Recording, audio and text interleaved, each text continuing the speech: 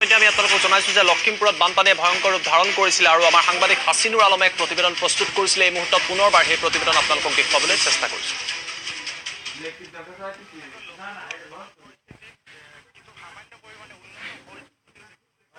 নিশ্চয়কৈ লখিমপুৰত বান পৰিস্থিতি কিছু সামান্য পৰিমাণে উন্নত হৈছে যদিও দেখিবলৈ পোৱা গৈছে, কিন্তু যি মানুহৰ দুৰ্যোগ সেই দুৰ্যোগ কিন্তু এই মুহূৰ্তলৈকে আঁতৰা নাই। এই মুহূৰ্তত দোলহাটৰ যি 15 নং ৰাষ্ট্ৰীয় ঘাইপথৰ পৰা দোলহাট ফুলবাৰী সংযোগী যি গড়কাপ্তানি পথ আছে, এই গড়কাপ্তানি পথটো দেখুৱাই আছো।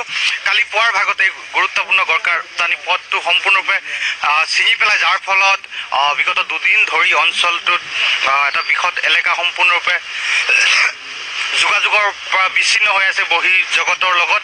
আৰু সমান্তৰালভাৱে যদি দেখুৱাই পথটোৰ কাষত থকা বহু ব্যৱসায়িক প্ৰতিষ্ঠান, মানুহৰ ঘৰ দুৱাৰ সম্পূৰ্ণৰূপে এনেধৰণে আচলতে পথ ছিঙি যোৱাৰ ফলত এনেধৰণে বাঢ়নি পানীয়ে উটুৱাই লৈ যায়।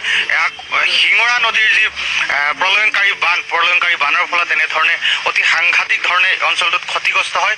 আৰু আজি পুৱাৰ ভাগৰ পৰা নিশাৰ পৰা বান পৰিস্থিতি কিছু পৰিমাণে উন্নত হৈছে যদিও এতিয়াও কিন্তু বহু শ লোকৰ ঘৰৰ ভিতৰত পানী সোমাই আছে। আমি সেয়াও পৰৱৰ্তী সময়ত দেখুৱাম। এই মুহূৰ্তত যিহেতু গড়কাপ্তানি পথটো দেখুৱাই আছো, গড়কাপ্তানি পথটো এনেধৰণে ছিঙি লৈ যোৱাৰ ফলত উক্ত অঞ্চলটো বহি জগতৰ সৈতে এক প্ৰকাৰ যোগাযোগ বিচ্ছিন্ন হৈ আছে। সমান্তৰালভাৱে যদি মোৰ সহযোগী ভিডিঅ' জাৰ্নেলিষ্টে যদি বাকী দৃশ্যসমূহ দেখুৱাই, এইফালে কালি যি পুৱাৰ ভাগত অহা পানী এনেধৰণে যিসমূহ ব্যৱসায়িক প্ৰতিষ্ঠান আছিলে, মানুহৰ ঘৰ দুৱাৰ আছিলে, সম্পূৰ্ণৰূপে বাঢ়নি পানীয়ে উটুৱাই লৈ যায়, এক প্ৰকাৰ ভাঙি তছনছ কৰে। এনেধৰণৰ যি গুৰুত্বপূৰ্ণ গড়কাপ্তানি পথ আছে, পথটো এনেধৰণে সম্পূৰ্ণৰূপে ঠায়ে ঠায়ে ছিঙি পেলাই এনেধৰণৰ এক অবৰ্ণনীয় পৰিৱেশৰ সৃষ্টি হয়। কালি পুৱাৰ ভাগত হঠাৎ যি প্ৰলয়ংকাৰী বান, শিঙৰা নদীৰ বানে অঞ্চলটোত তেনেধৰণৰ এক পৰিৱেশৰ সৃষ্টি কৰে। আৰু তাৰ পৰৱৰ্তী সময়ত যোৱা নিশাৰ পৰা পানী কিছু পৰিমাণে কমে যদিও কিন্তু অঞ্চলটোত তেনেধৰণৰ এতিয়াও জনসাধাৰণ যি লোক আছে তেওঁলোকৰ মাজত তেনেধৰণৰ এক আতংকময় পৰিৱেশে বিৰাজ কৰি আছে। আৰু বহু ঠায়ে ঠায়ে যিসকল লোক আছে তেওঁলোকৰ বহি জগতৰ সৈতে এক প্ৰকাৰ যোগাযোগ বিচ্ছিন্ন হোৱাৰ দৰে এনেধৰণৰ এক পৰিস্থিতিৰ সৃষ্টি হৈছে। মই যদি আপোনাৰ ঘৰ ইয়াতে মোৰ ঘৰ, মোৰ নাওবৈচা ৰহালিৰ হয়। পানী আপোনালোকৰ সেইফালে হৈছে? এইখিনিত পানী হোৱা নাই বাৰু বৰ্তমান। ইয়াতে কেনেকুৱা ক্ষতিগ্ৰস্ত হৈছে? মানে ইয়াত বহুত ক্ষতিগ্ৰস্ত দেখিছোঁ, মানুহৰ বেয়াই লাগি গৈছে আৰু কি কৰিম। হয়, এই ৰাস্তাটো কেতিয়া ছিঙিলে? এইটো যোৱাকালি ছিঙিছে। যোৱাকালি? হয়। মই আৰু লোক আছে তেখেতসকলৰ সৈতে কথা পাতিবৰ কাৰণে চেষ্টা কৰিম। মই আৰু মোৰ সহযোগী ভিডিঅ' জাৰ্নেলিষ্টে যদি দেখুৱাই, সমগ্ৰ যি ৰাজপথ আছে, ৰাজপথৰ দুয়ো কাষে এনেধৰণে যথেষ্ট সংখ্যক লোক সমবেত হৈছে, কাৰণ তেওঁলোকে বহুতে কিন্তু বহুত দূৰৰ পৰা আহিছে। আপুনি চাগে ক'ৰবাত যাবৰ কাৰণে আহিছে?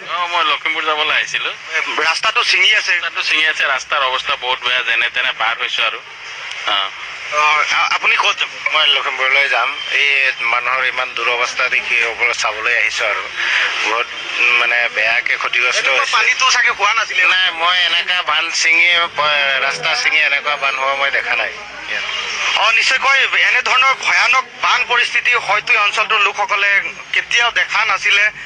এনেধৰণৰ এক অবৰ্ণনীয় পৰিৱেশৰ সৃষ্টি হৈছে। আৰু মই পুনৰ কৈছোঁ, এয়া এটা গুৰুত্বপূৰ্ণ গড়কাপ্তানি পকী পথ, আৰু পথটো সম্পূৰ্ণৰূপে পুনৰ যদি সহযোগী ভিডিঅ' জাৰ্নেলিষ্টে দেখুৱাই, এটা ট্ৰান্সফৰ্মাৰ আছে, বিদ্যুৎ বিভাগৰ এটা ট্ৰান্সফৰ্ম আছে, আৰু হয়তো যিকোনো সময়ছোৱাতে ট্ৰান্সফৰ্মাৰটো উটুৱাই লৈ যাব পাৰে, যাৰ কাৰণে নেকি বিদ্যুৎ বিভাগৰ কৰ্মচাৰীয়ে ইয়াৰ পৰা ট্ৰান্সফৰ্মাৰটো খুলি লৈ যোৱাৰ কাৰণে বা সুৰক্ষিত কৰি ৰখাৰ কাৰণে তেওঁলোকে চেষ্টা অব্যাহত ৰাখিছে। এই মুহূৰ্তত যিহেতু লখিমপুৰৰ দোলহাটৰ পৰা এই গুৰুত্বপূৰ্ণ গড়কাপ্তানি পথটোৰ পৰা দেখুৱাইছে, মই যদি পুনৰ দেখুৱাব পাৰোঁ, সহযোগী ভিডিঅ' জাৰ্নেলিষ্টে দেখুৱাই, এটা পকী ব্যৱসায়িক প্ৰতিষ্ঠান